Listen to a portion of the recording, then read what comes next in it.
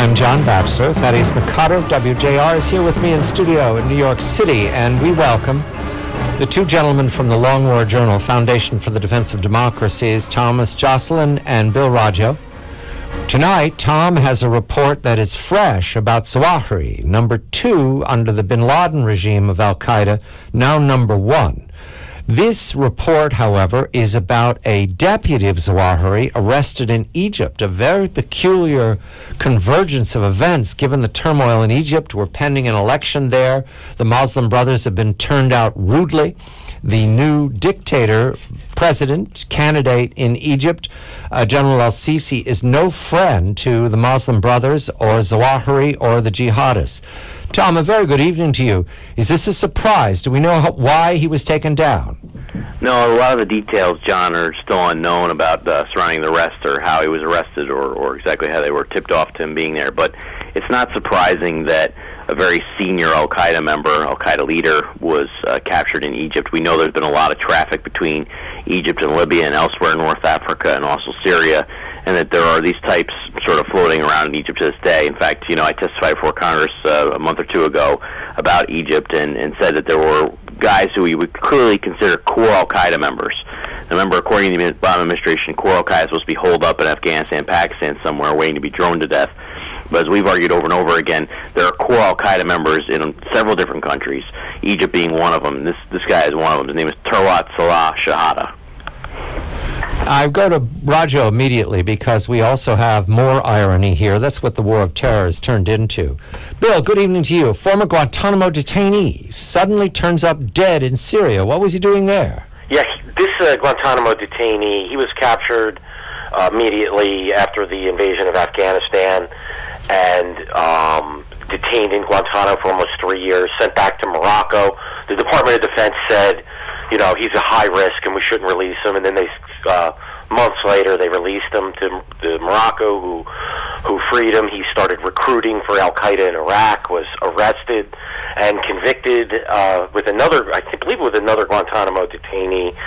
And he was sentenced, this one who died was sentenced to jail for 10 years, and yet somehow he winds up in Syria 6 years later, leading a group called, I believe it's Ansar Sham, and it's, Sham al-Islam, and it's a jihadist group that is comprised largely of Moroccan and North African fighters, but it does have Syrians as well in it, and he's, killed on the field of battle while fighting next to Al-Qaeda's affiliates. So, 10 years after being freed from Guantanamo, the guy was waging jihad continuously the whole time.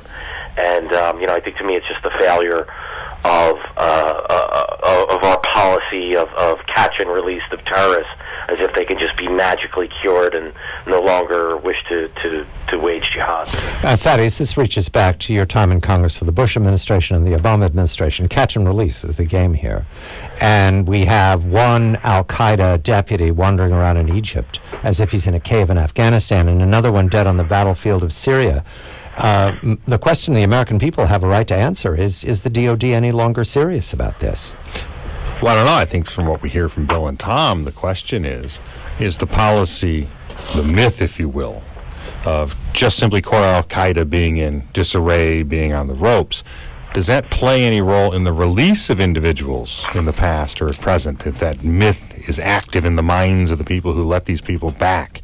And one thing I would like to point out, John, on that is when the United States status in the world makes these countries that take these Guantanamo detainees back, when there's rendition, if they are more afraid of these individuals and their organizations than they are of the United States, they're going to let them go, or they're going to escape, or they're going to go right back to what they did. Is that correct? Yes, it is. I'll start with you, Tom. I like that, Tom. Is Egypt all of a sudden more afraid of us than they are of Al-Qaeda? Or does Al-Qaeda wander free because no one thinks there's a consequence if they let them alone?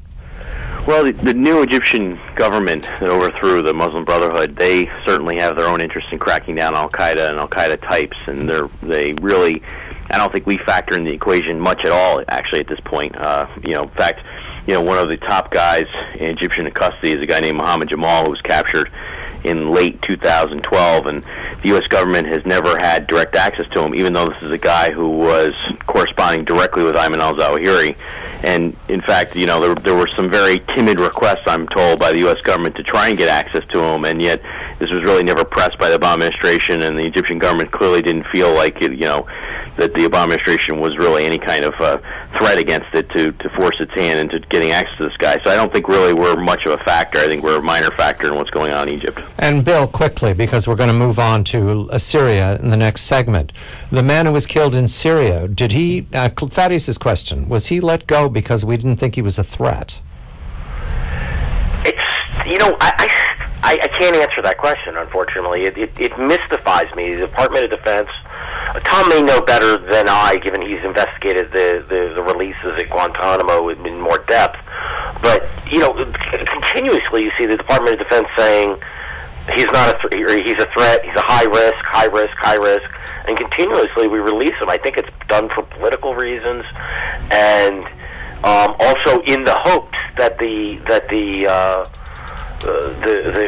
country of their origin will keep them in prison, and we see time and time again that they're. I just want to check here, Thaddeus, before we turn to Syria. Your point is that the Obama administration declares mission accomplished, and they let everybody go because they can't threaten us anymore, is the narrative. Or, yes, or they're not core al-Qaeda, quote-unquote, thereby less of a threat because they don't recognize the intertwining of these organizations like Bill and Tom do. All right, once in a while, members of Congress listen to us. Guys, there's a guy dead. Sober up. There's a guy dead on the battlefield in Syria who was let go from Guantanamo. It's a fact. Tom Joscelyn and Bill Roggio. When we come back, we're back to Syria. I'm John Batchelor with Thaddeus McCotter.